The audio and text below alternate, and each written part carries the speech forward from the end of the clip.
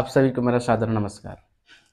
मेरे YouTube channel में आप सभी का स्वागत करता हूं। मैं हूं पीके साहू। आज के इस वीडियो में हम शिक्षक भर्ती संबंधित कुछ जानकारी आपके साथ शेयर करेंगे। बहुत लोगों का कमेंट्स आया, बहुत लोगों का मैसेज आया, बहुत लोगों का फ़ोन कॉल्स आए कि सर ये जो भर्ती जो बताई जा रही है संभवतः कब तक निकाली जा सकती है और इसका एग्ज़ाम कब हो सकता है। कुछ इस प्रकार से मन में सबका डाउट है, क्योंकि इसी बेस पे लोग क्या करते हैं, तैयारी करते हैं। तो उसी को मैं कुछ संभावनाएँ बताते हुए अपनी जो जानकारी है उसके साथ आपको शेयर कर रहा हूँ। सबसे पहले आप सभी को एक चीज़ का पता होगा कि सबसे पहले तो अभी एक चीज़ चल रहा है डीएड और बीएड वाला, जिसमें डीएड वालों को नियुक्ति देने की अभी बचा हुआ है। उसका डेट जारी कर दिया गया था, लेकिन कुछ कारणवश उसको अभी स्थगित कर दिया गया है और कुछ समय बाद पुनः शुरू हो जाएगा। एक ये पहला काम बचा हुआ है। साथ ही साथ जो है सबसे ज़्यादा इम्पोर्टेंट जो अभी चल रहा है साथियों, वो है प्रमोशन, जिसमें प्राचार्य प्रमोशन है, व्याख्याता प्रमोशन है, शिक्षक प्रमोशन है, प्रधान पाठक, कुछ इस प्रकार से बहुत सारे प्रमोशन बचे हुए हैं। और इसी प्रमोशन में step by step, process by process चलता है, उसमें कुछ समय लगता है। उसके बाद जो है माननीय मुख्यमंत्री जी ने पुनः कहा है कि जितना जल्दी हो सके युक्तिकरण किया जाए। तो इस सब में संभवतः टाइम लगेगा, कुछ टाइम तो लगेगा, इतना फास्ट कुछ नहीं होता, बहुत समय लगता है। और जब बजट सत्र में इस बारे में जब बोला जा रहा था, मेरे पास आपको लास्ट वीडियो में मैंने बताया था कि अगले ईयर मतलब अगले वर्ष के लिए, लेकिन उसकी स्वीकृति इसी बजट में दिया जाएगा। मतलब वो बजट जो है साल भर, अप्रैल से मार्च, अप्रैल 2025 से मार्च 2026 तक के चले। तो इसमें लोगों को थोड़ा-सा संशय है कि ये जो कहा जा रहा है वाक़ई में ये भर्ती होगी या नहीं? क्योंकि इसमें डाटा स्पष्ट रूप से नहीं कहा गया है, लेकिन जब प्रस्ताव जब गया था 33,000 शिक्षकों का जो प्रस्ताव जब गया था, उस समय उसको 2 चरण में बाँट दिया गया था। पहला चरण और दूसरा चरण। जिसमें दूसरा पहला पहला में भी आपका देखा जाए तो 16,464 और इसी प्रकार से द्वितीय चरण में भी इस प्रकार से उसको आवंटित किया गया था। जिनमें प्रथम चरण की बात करते हैं तो सहायक शिक्षकों के लिए 9,500 पोस्ट बताया गया है और विज्ञान प्रयोगशाला के लिए 1,600 पोस्ट बताया गया है और शिक्षक जिसमें हिंदी, संस्कृत, अंग्रेजी, गणित, जीव विज्ञान और सामाजिक विज्ञान, ये इसका स्पष्ट रूप से उल्लेख किया गया है 3,040 पोस्ट। उसी प्रकार से कृषि शिक्षक के लिए 80, व्यायाम शिक्षक के लिए एक भी पोस्ट नहीं बताया गया है इसमें।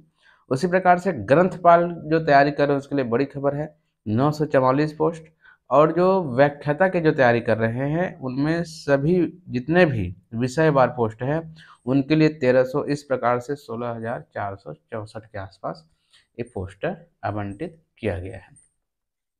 अब इसमें ये जानना है कि सर हमको तैयारी कब से करना चाहिए, किस प्रकार से करना चाहिए।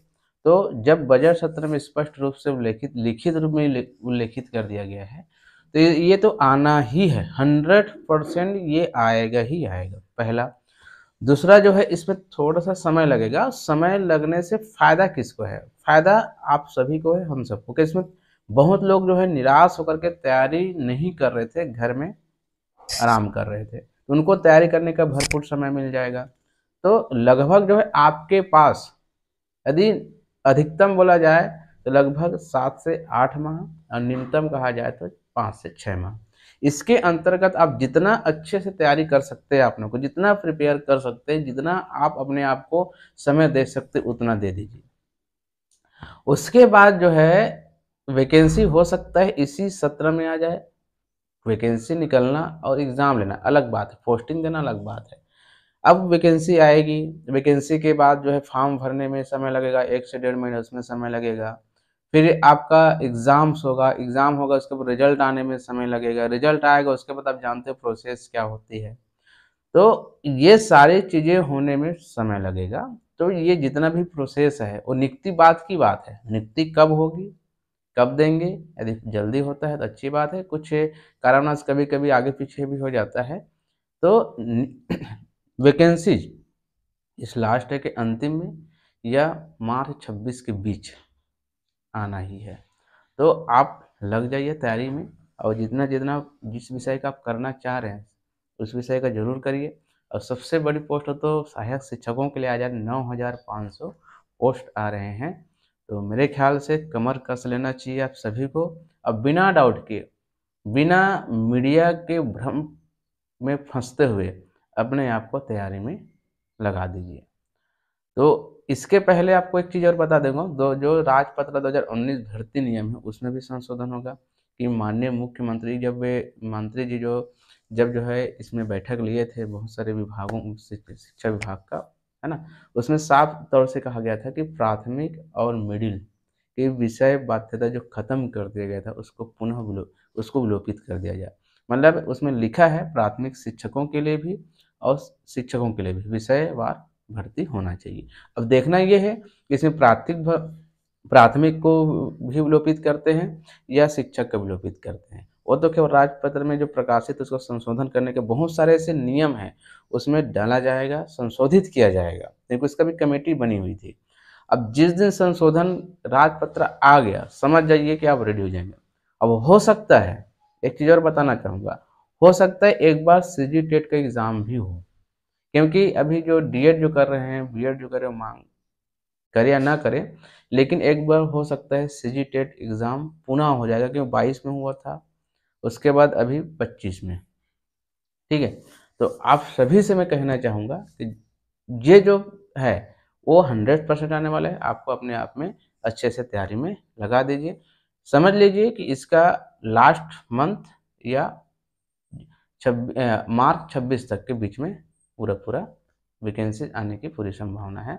अब इस बीच में आप कितना तैयारी करते हैं, कितना आप मटेरियल ढूँढते हैं, कितना आप कंटेंट बनाते हैं, कितना आप तैयारी करते हैं, वो आपके ऊपर है। क्योंकि इस बार जो जाएगा उसमें बहुत ज़्यादा कॉम्पिटिशन रहेगा और बहुत लोग इसमें जी जान लगा देंगे। मेरा मानना है कि इसमें कट ऑफ जो है बहुत हाई-फाई जाएगा। चाहे वो वैकेंसी कितना हो, जब कितने भी फॉर्म भरे क्यों ना हो। धन्यवाद।